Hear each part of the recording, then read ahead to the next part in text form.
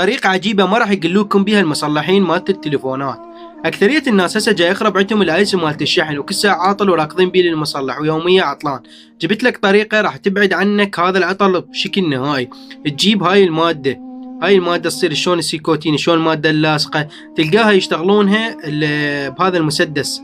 اكو مسدس يخلون به هاي المادة ويشتغلون بها اعمال فنيه. تنزلها داخل الاي سي وتنتظر لك بمكان الشحن، تنتظر لك 3 دقائق او 4 وبعدين تسحبها. راح تطلع لك الوساخه والشغلات اللي موجوده بمكان الشحن، وهي هاي اللي راح تسبب لك العطل. انت اذا سويتها كل شهر، كل اسبوعين، كل 3، راح يختفي من عندك هذا العطل بشكل نهائي.